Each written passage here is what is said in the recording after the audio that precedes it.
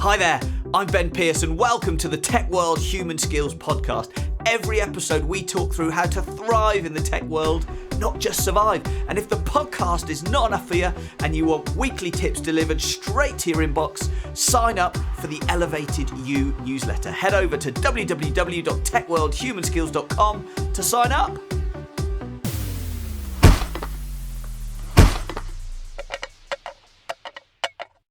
Hey folks, and welcome to the Tech World Human Skills Podcast. It's another cracking topic today, and we have a cracking guest to help us through it. We are talking about how to write well, disgustingly well. We all have to write mails, posts, papers, guides.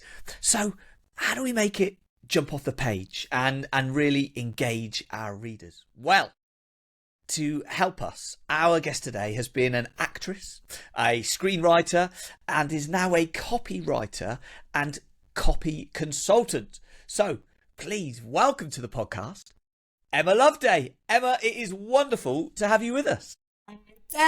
It's my pleasure. I'm so excited to be here. Well, thank you for joining us. It's been a busy time for you. You've just moved house, so you're literally fresh from the removal van, and it's so kind of you to have joined us and given us your time. If I never see another removal van, it'll be too soon, or a box. Oh my gosh. Do you want to come round and help me unpack? It might take a few months. Well, as I said, it's lovely to have you with us. Now, for all of those that don't know you, could you tell us a bit about yourself, a bit about your background? Yeah, sure. So, as you just said, I'm a story-led sales copywriter. So for solopreneurs, service providers, founder-led brands where I say their voice is intimately tied to their bottom line, I help them sell their wonderful services with disgustingly good copy. So as I said, my background's actually in acting. I'm a trained actress, so I didn't go to business school or marketing school or anything snazzy like that. My whole sort of storytelling, moving people to action and getting the response that you want, and bringing our words to life. It's really mostly from that active background. But beyond that, you know, I used to sell jewelry. I was really good at selling diamonds. I can sell a diamond like no one's business. I tell you that for nothing. And it's sort of evolved and developed from there. So, you know, the pandemic struck and all of that jazz, and I kind of came into, isn't that mad? I didn't even know copywriting was a thing. Isn't that mental? You know? And I thought, oh my gosh, I have all of these transferable skills that everyone told me would be useless, and why are you doing acting degree, like you're you know, destined for a life on benefits. Yeah And all of that lovely stuff. And it turns out there's just so many transferable skills. So I apply that now to everything I do. A big part of it is bringing personality and life into the words, especially when you're on social media and you're trying to get the attention that you want. But for me, it does go further than that. It's you'll get noticed, you know, loved, remembered, you know, not noticed and then quickly forgotten. They're two quite different things. Yeah. And then get chosen for the service that you sell. Yeah. And it's really interesting because you started off saying, you know, this is about driving action and how you get the response from people that you want to get. And that is so important. And I talk about that a lot, you know, in our tech world, that's so important because so often we think just about the logical argument, the rational argument, but it's not just that drives action. It's that combined with a response from people, from an emotional connection from people. And that can come through with writing so powerfully. Yeah, absolutely. And I think we get very caught up, you know, if you do any sort of quote unquote basic training in sales and marketing, and you know they'll go hard on what's the tangible result, what's the logical, you know, which is important. I'm not saying to forget about that, but there's less focus on, well, how do they feel? How do they feel now in that situation? How do they want to feel? Like, how can you create that feeling? How do you connect so that you're that relatable person that they believe and trust in to lead them to that result? You know, I mean, it's been said time and time again, you know, it's emotion, then logic. You know, so logic seals the deal. Okay, I feel like this is good for me. I feel like they're talking to me. I feel like they get it. And I've got all this proof and justification that they'll get me there. That's how it works. Yeah. And just that justification's not enough. It's just empty. Yeah, it's quite empty. Yeah, it really is. It's just stats and figures on a page, isn't it? You know? Yeah. Well, I know you're going to give us some tips, some real practical things, because I know, you know, people listening to this podcast love to get something that they can take away and do differently after they've listened to an episode. But before we get that, I think, should we just double down a little bit on, you know, why is this writing? You know, why is it important? And maybe we'll contrast that, because AI is starting to become a real writing tool as well. We can maybe talk about that later as well. But why is the ability to write well, why is that important?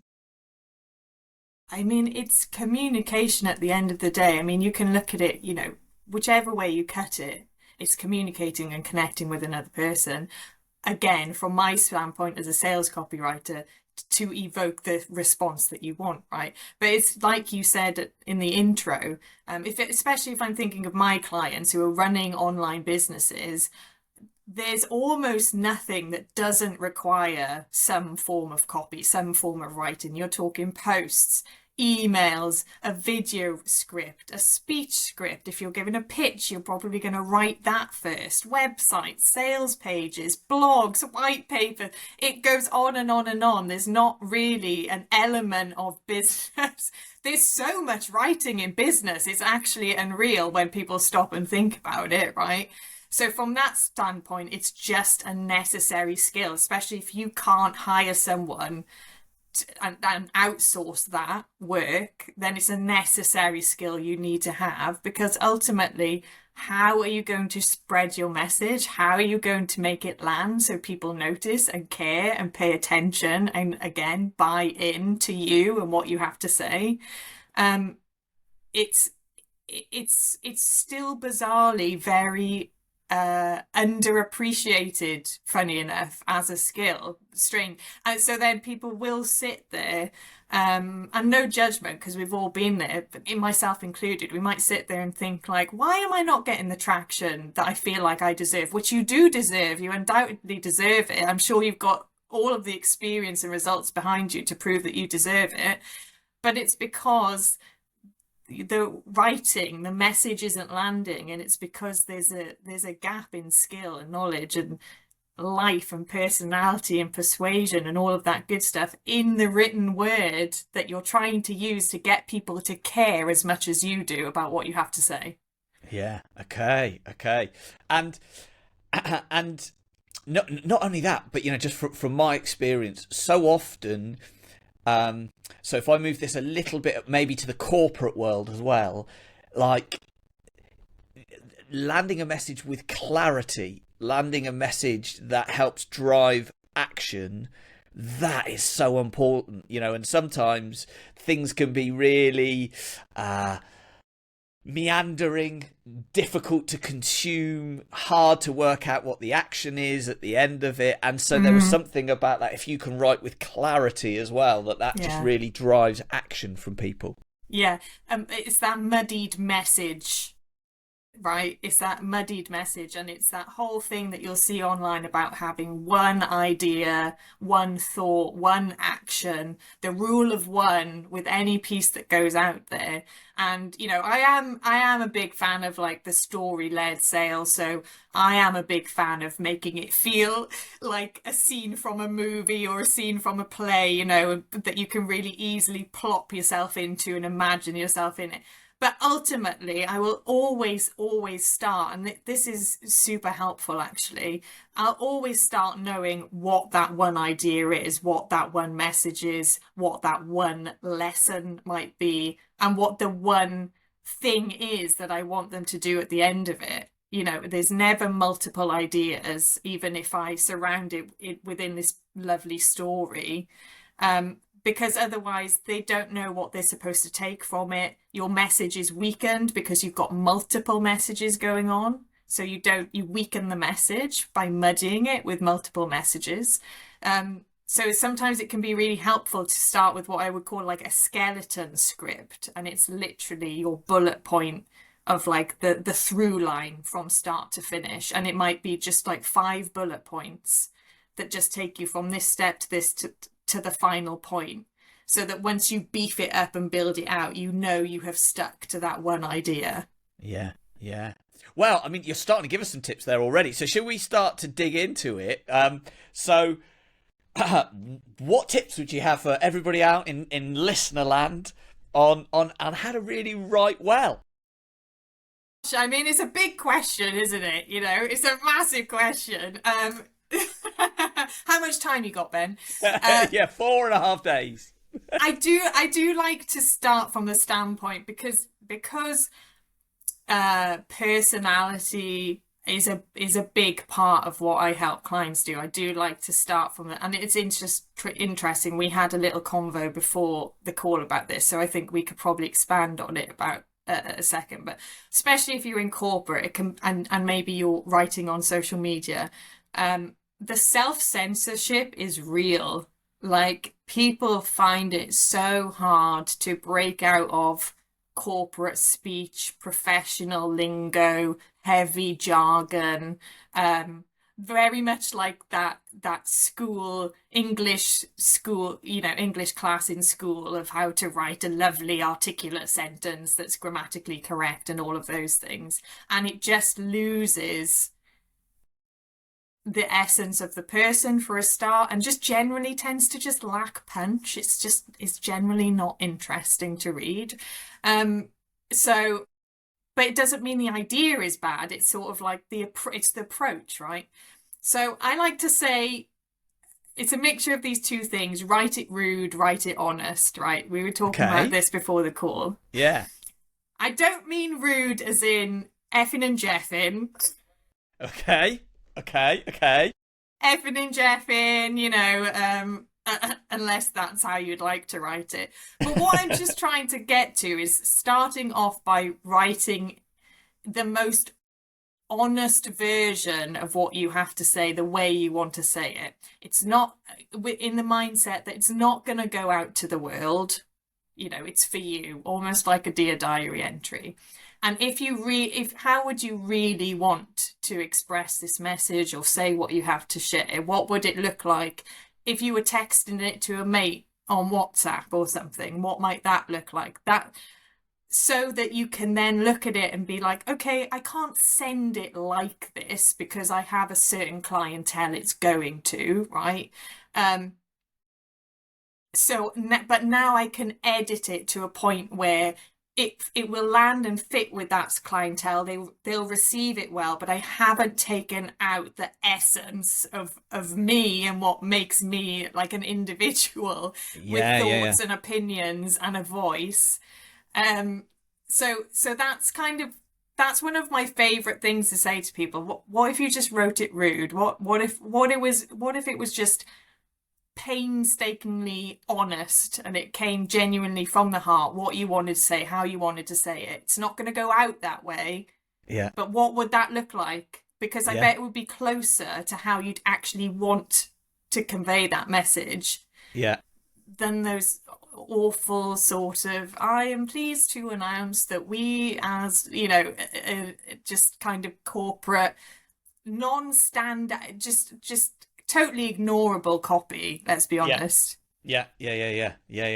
No, that's really interesting. Of course, do that not actually in the tool you're going to post it on or in the email with the person already typed out in the address bar. Oh my God, did I just press send?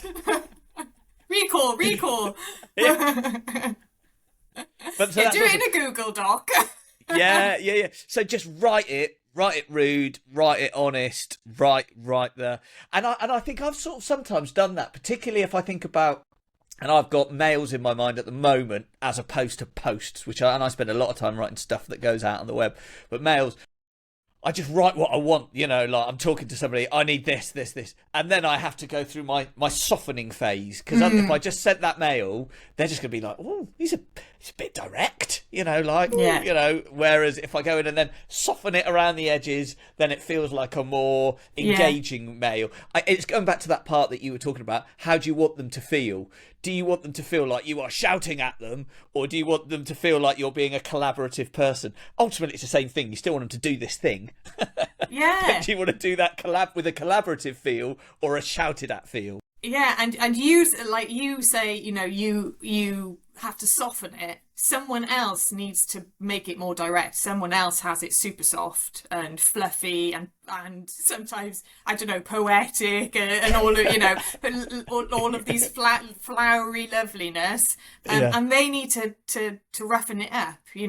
They need to sharpen the edges, and they're probably the type of person who needs to go in and look at it and be like, actually, half of this is disguising the core message. Maybe I've put too much in there, and you can't actually see what that message is, which is typically the result of fluffy, flouncy language. And sharpen the edges. Yeah, brilliant. So start off writing rude, start off writing honest, and that gives you a great place to start. Any other tips that you got for us? Yes. So make it easy to imagine. This is especially if you're storytelling, but also if you're trying to sell a service.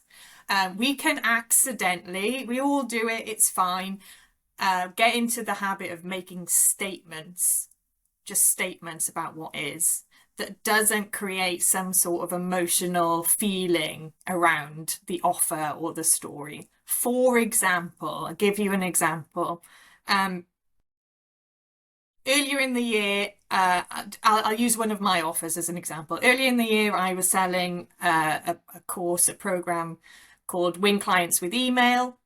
And I use it as an example to show like how you change a statement into something that's easy to imagine and has a more emotive feel to it, right? So something you'll see quite a lot when people are selling their services is they might say something like, it's remarkable, it's going to be amazing. And when someone says that to you, Ben, do you genuinely feel like, oh yes, it is remarkable?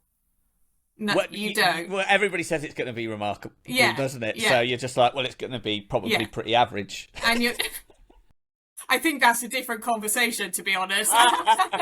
This isn't about your service, of course. But we can talk about that, but that's a different conversation. So, but it doesn't actually create the emotion. You don't read it and go, yes, I understand now that it's going to be remarkable. I can see that it's going to be remarkable, or this is remarkable about it. So it's sort of asking yourself, like, if you want to say it's game changing, you better be able to show what makes it game changing. You can't just make that statement because no one's going to believe you. No. No one's going to believe you. So if we take, for example, it's remarkable, and I said that about Win Clients with Email, which is all about sending emails and getting clients. Obviously, Win Clients with Email does what it says on the tin. I could say it's remarkable, or I could say something like, or you'll wake up your inbox and get responses and clicks for the first time in months, right? And that's then outcome focused and action focused and easy to imagine. Well, what makes it remarkable? Oh my gosh, my inbox, my dead inbox that does nothing for my business is going to wake up. They're going to start replying. They're going to open my emails. They're going to start replying to my emails, and they're going to start clicking the buy now buttons in my emails, right? That's something you could be like, that's remarkable. That's more remarkable than saying it's going to be remarkable, right? Yeah. Right. So it's creating that emotion and creating that state that they want to be in and making them think about that as they're reading your email, rather than you just telling them it's going to be remarkable. It's that show not tell thing, right? Yeah. I can tell you it's going to be remarkable, or I can show you what's remarkable about it. Yeah. Okay. Okay.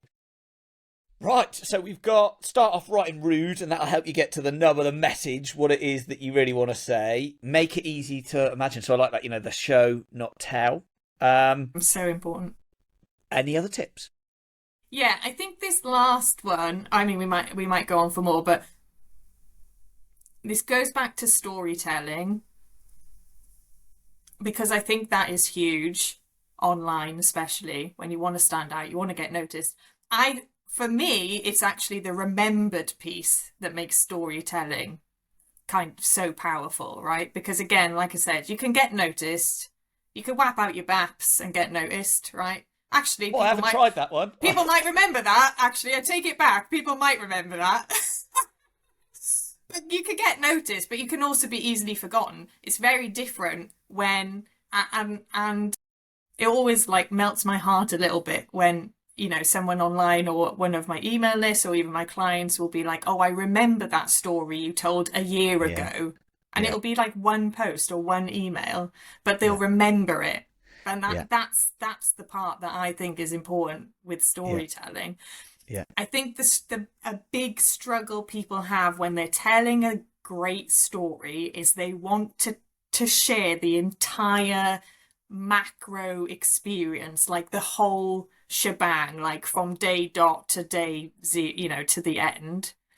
And that's when you'll get into muddied messaging and you'll go around the houses and, people won't know where they're at with it. They're not going to be sure what point they're taking from it. And you just weaken every kind of punchline moment.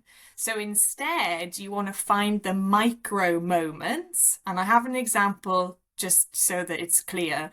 You want to share the micro moments within those stories that help you share whatever message it is you want to land or whatever lesson you want to teach. So can I give you an example of that? Please, yeah. Right. So for example, I was with a partner for 5 or 6 years and it ended.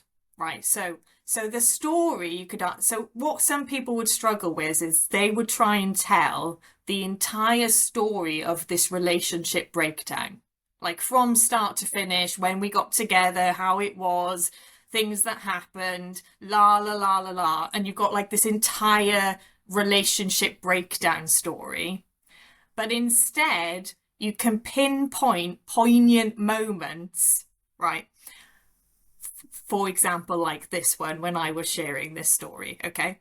So when we were in Corfu, he said to me, this is true. He said to me, I think that you love me this much, but I only love you this much. Right? And for everybody in Audioland, you went this much at the top of the head. Sorry, and then this much down at the waist of the chest. Yeah, right. yeah. I love you. Oh my goodness. You love me all the way up here at the top of your head, but I only love you all the way down here at my chest or whatever. Right. And I started the post with that sentence, and not even describing it, just like in quotation marks, speech marks, right? I think I love you this much, but you only, and it started there. And that's the snapshot moment that I decided to share within that entire breakup story. The message being, if you ignore all the warning signs, don't be surprised when it blows up in your face. And it's that simple. The message was that simple. But if I had tried to share the entire breakup story and share that message, it would not have been as powerful as just pinpointing that micro moment in time, that one thought, that one conversation, that one fact, that one feeling, that one moment of disruption. Again, rule of one, it works to storytelling, it applies to storytelling as well. Search for the micro moments within the big macro story, and it will actually be a stronger way to share the message.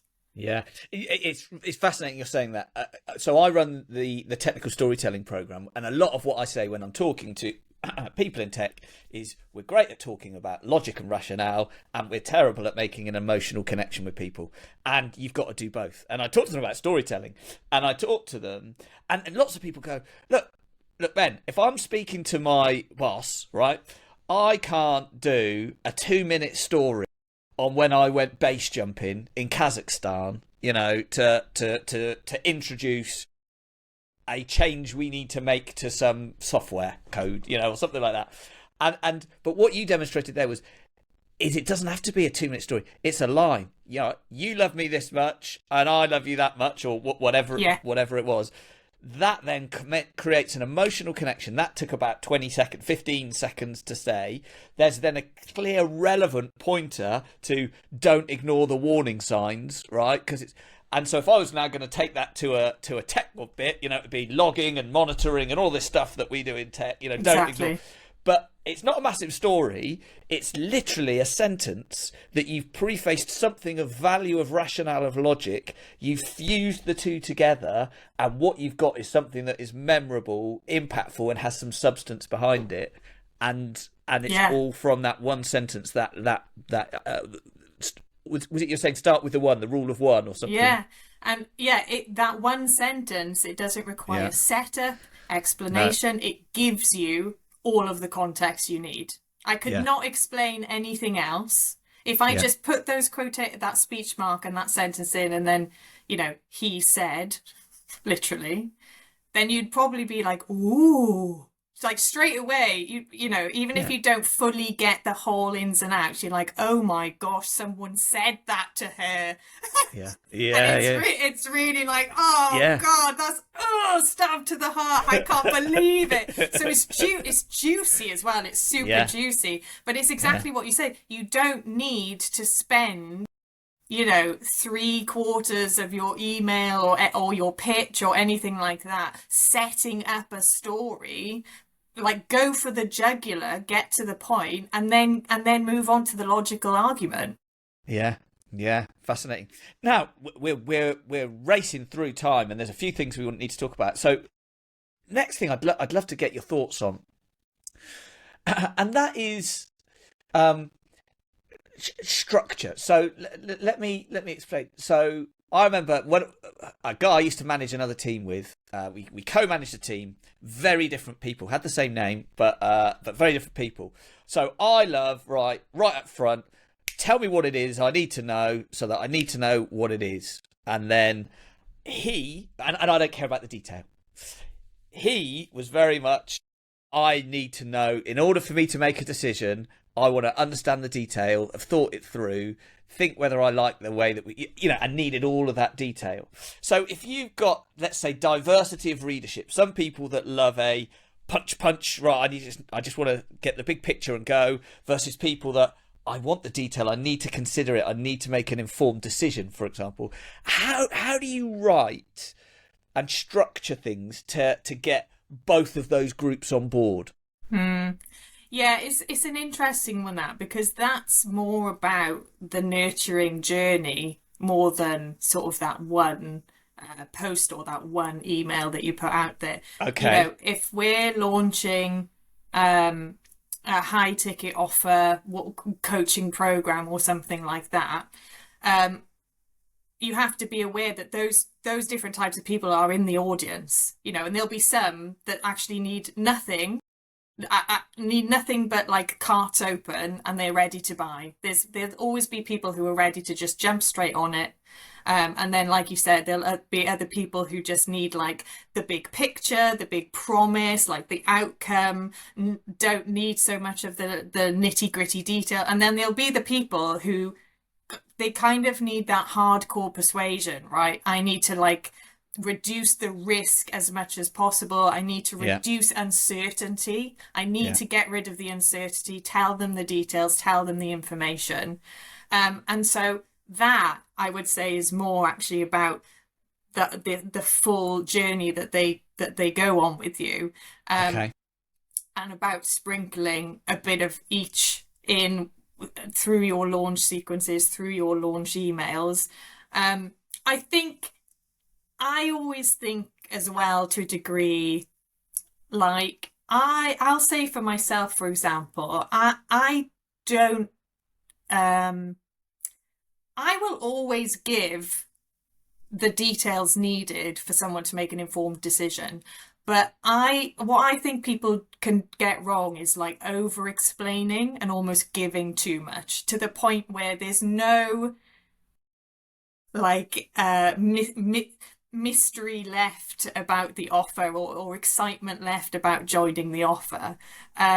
For example, you might have a process, a 7-step process, and you could feel the need to like explain each of the 7 steps, or you could say, and there's the proven 7-step, name of process guaranteed to get you magical outcome.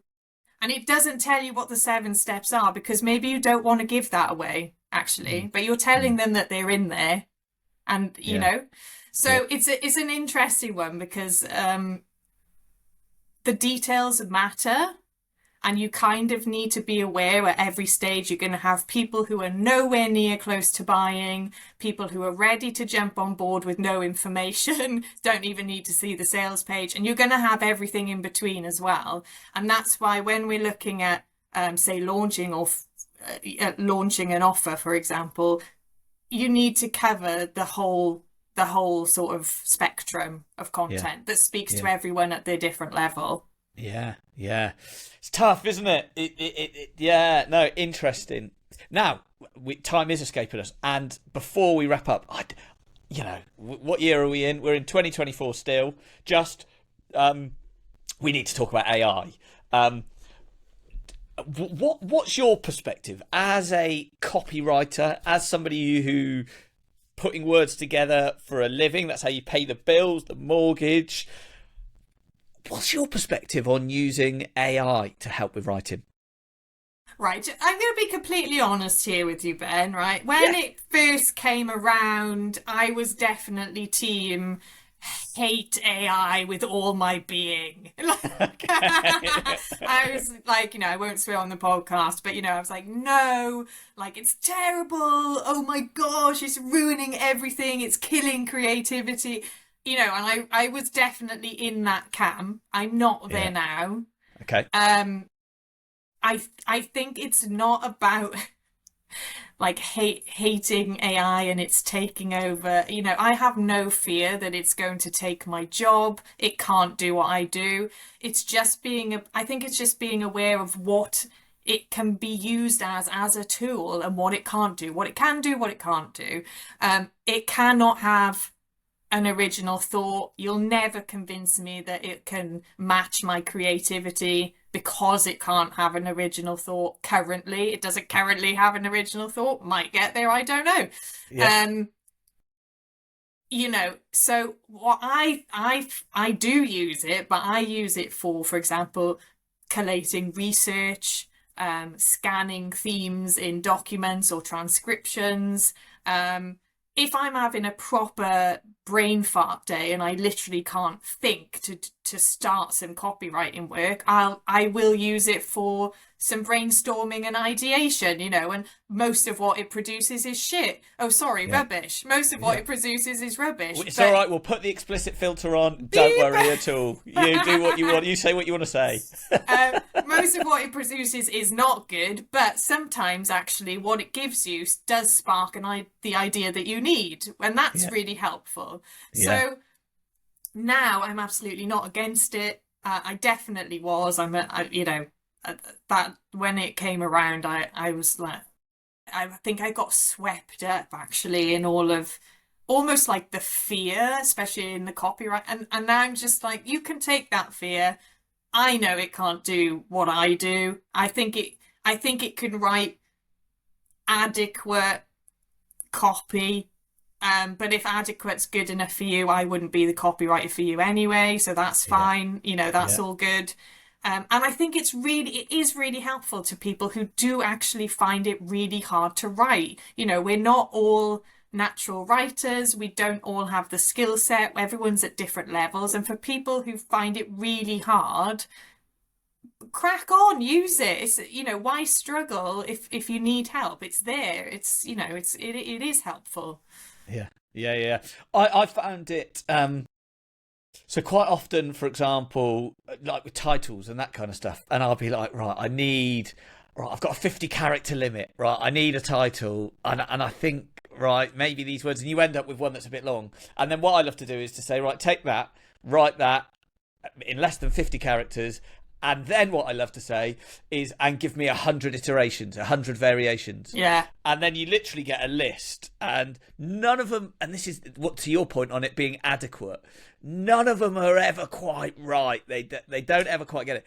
But they might throw in, oh, that word I hadn't thought of, and I like that structure. And if I take that word out of that variation and that structure from that variation and pop that together, that nails it.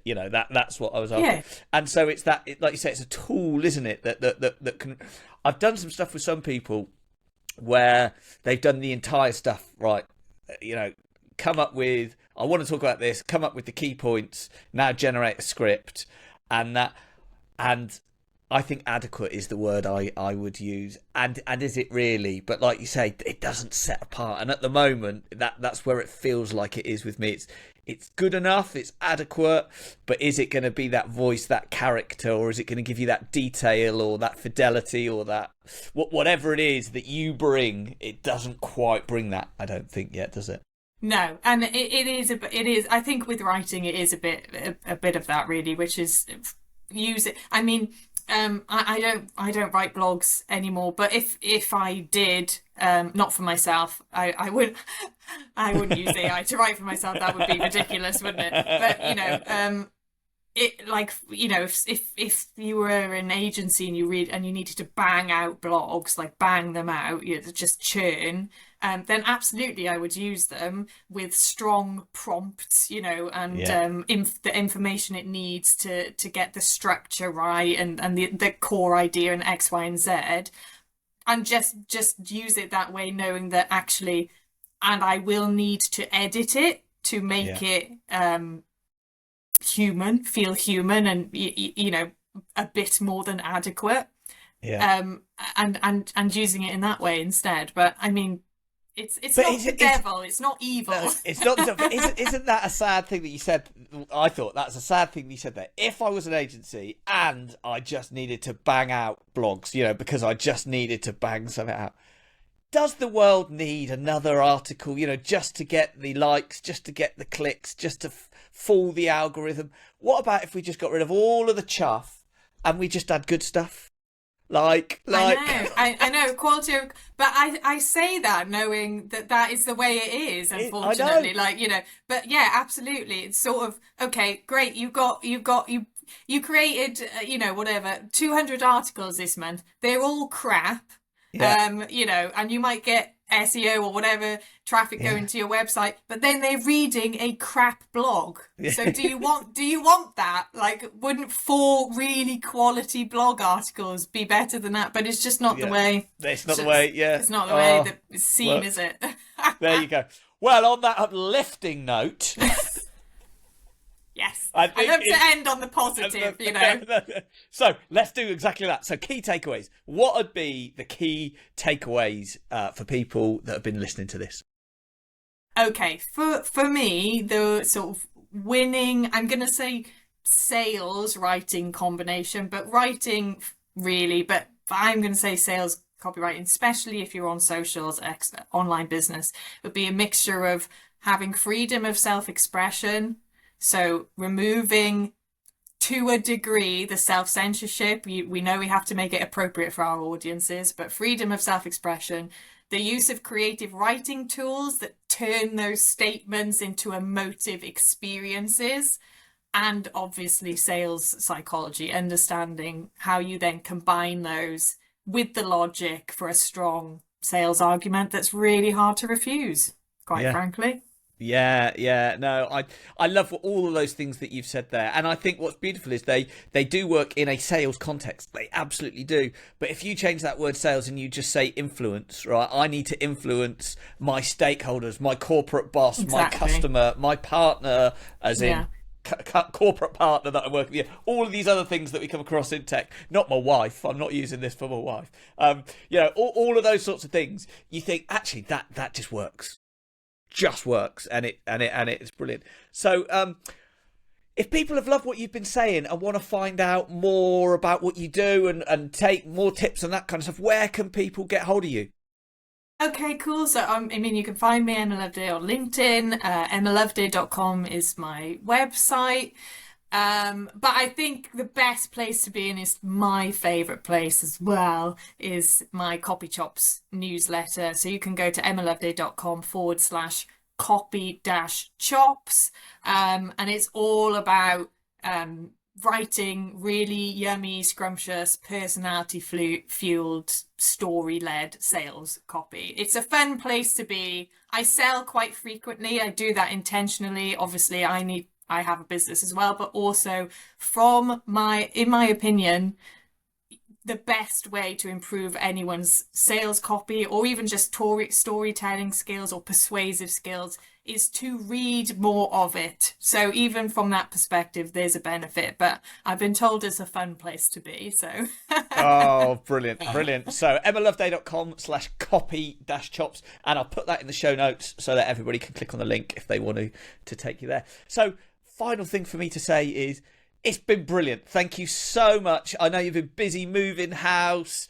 You're in your bed. You're in your boudoir. So anybody that wants to see it on YouTube can see what your new house looks like. Yeah, thank you so much for taking the time out of your really busy time at the moment and sharing all these tips for us. My pleasure. It's been such fun, Ben. Thank you so much for having me on.